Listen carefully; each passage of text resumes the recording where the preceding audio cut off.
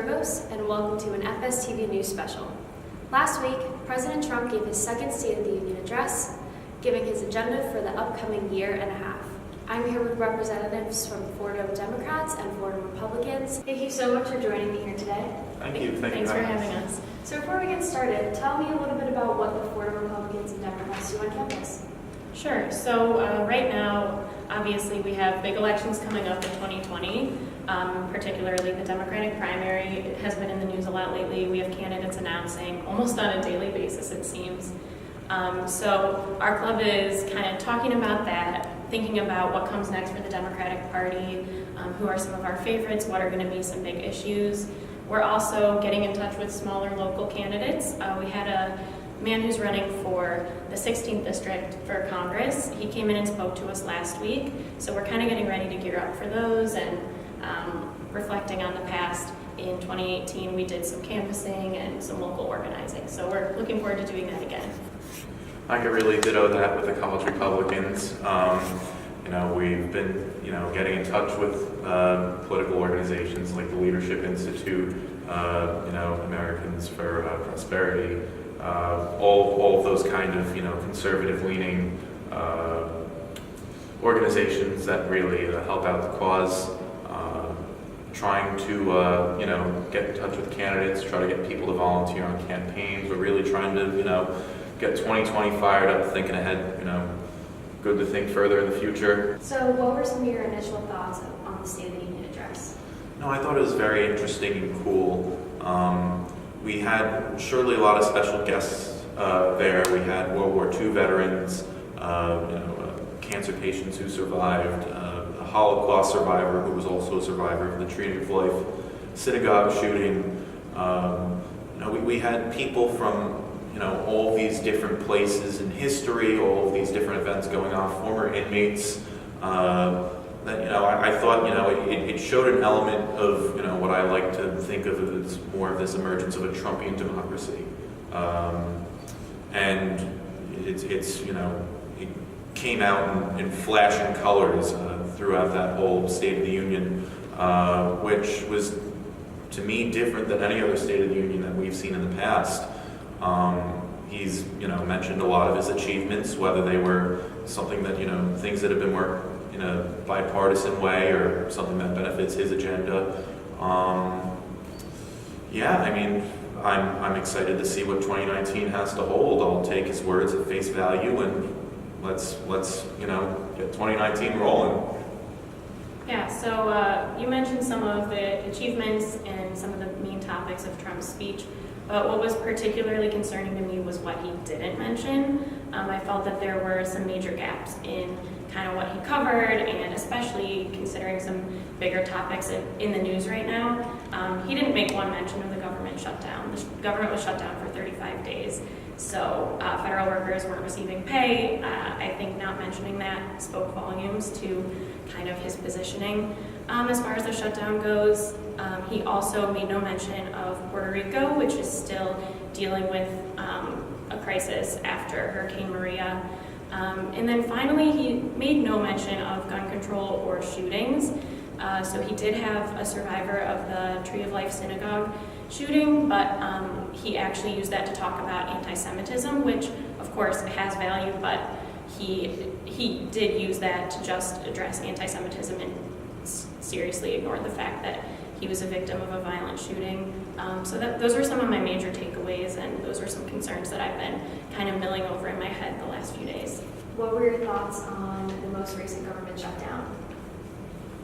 I can't say that any government shutdown is something to be proud of. This was the longest one that we've had in history, 35 days.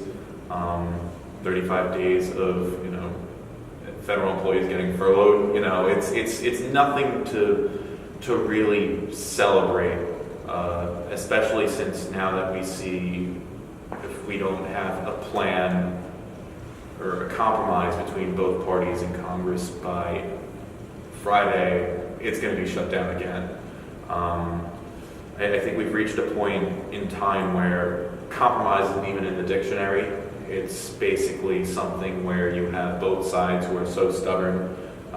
If Mitch McConnell and Paul Ryan not Paul Ryan anymore, Minority Leader McCarthy, perhaps thought that keeping the government open was more important than a border wall. We could have avoided all of this, but they're very keen on that border wall and very keen on getting the $5.6 billion to spend on it, which I think that there are other issues that we could worry about. I think that we need to worry about other things in the budget, like balancing it firstly and worrying about our soon-to-be $22 trillion national debt instead of spending $5.6 billion on a border wall. And we could use perhaps more of the resources that we have overseas, start cutting those things and using it for border security instead of a wall.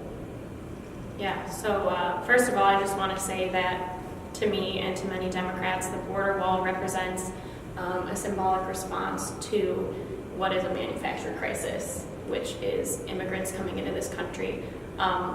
Many of them legally seeking asylum, many of them hoping to make a better life here.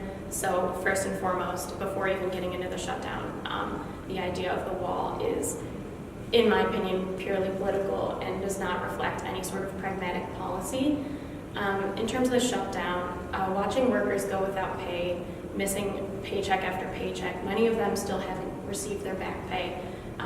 That's shameful, very shameful on the part of the Republicans in Congress and particularly President Trump. The Republicans controlled the White House, they controlled the Senate, and they controlled the House of Representatives for 2 full years. They spent that time trying to take away health care for millions of Americans. They spent that time writing tax cuts for billionaires. And now we're seeing them kind of swoop in and say, wait a minute, we need to get this wall funded, and we're going to use federal workers as a pawn to do so.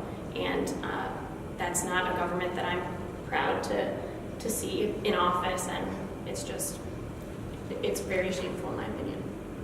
I also just think, just to add on to that, a lot of the things, I think that one thing that I truly fear for, just seeing how the power of the executive has grown so big is that even if a budget does get passed, whether a border wall is in it or not, just reading about presidential powers of line item vetoing, stuff like that, where the president, the president's not allowed to legislate. He's allowed to pass laws, but Congress legislates. And the fact that the president has the power to look at a budget or an appropriation and start picking things out and saying, oh yeah, we're not going to fund this. We're just going to cross this out. We're going to veto this one item instead of the whole entire bill. Well, that, it wasn't only presented as unconstitutional in a 1990s ruling, Clinton versus New York, but it's something that could target a political party, whether it be the majority or the minority. And I think that what we're probably going to see in the next coming years is the line item veto being used a lot more in certain budgetary things. Do you think it would be appropriate for the president to declare a state of emergency if the funding isn't found by the February 15th deadline?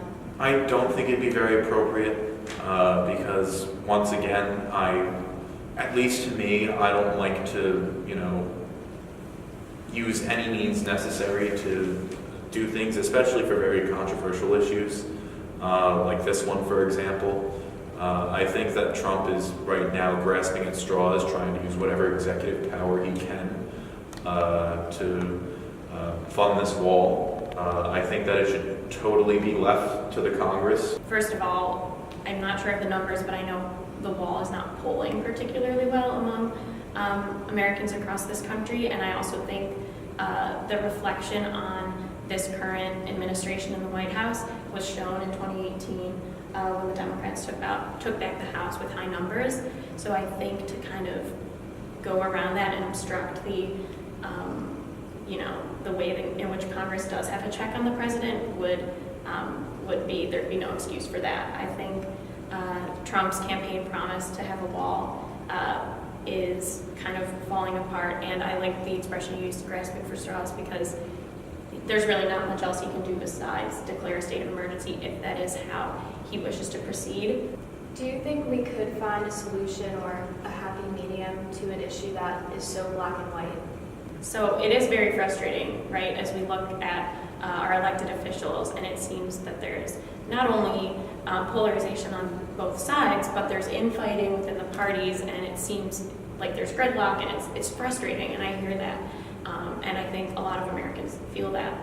I guess the issue, in my opinion, and what I'm kind of seeing is that there is, so the way Trump's marketing it is, it's either the wall or nothing, right? But what we know to be true is we do already have some border security in place. So I think many Democrats, I said this before, many Democrats are on board with increasing border security in terms of working with what we already have in place, increasing some sort of security down on the southern border, but I don't think that the wall is kind of an all or nothing in the terms that Trump's speaking about it. But it'll be interesting to see if that comes true or if the kind of bickering on both sides continues. People are saying that gridlock's the new norm. I don't think gridlock should be the new norm. I think that it all comes in neutral governing. It all comes in a way to look at things and say, you know, if one thing's not going to work, what's our next best option? Now, we could all have uncompromising principles. I'm uncompromising about the principles of liberty. I'm uncompromising about the principles of a free market. I'm uncompromising about many things. But when it comes to this, I think that we need to rethink of what an uncompromising principle is. I don't think a wall is something that we need to all be fighting over right now, especially when, you know, the nation is continuing to plummet into more debt. When you know, we have people saying, what are we going to do about the debt? And then after their voices just being drowned out by people saying build a wall. It's not good. You know what? Listen, give me and Leah a bill right now. I'm sure we will find a way to both make ourselves happy and agree on something with a bill. We'll show Congress how it's done. Thank you so much to Ryan Slattery and Leah Johnson for joining me today, and make sure to check out what the Fordham Republicans and Fordham Democrats are up to on campus. Thanks, Angelina. Thanks, Angelina. Thank you so much for tuning into this FSTV News Special. I'm Angelina Zervos.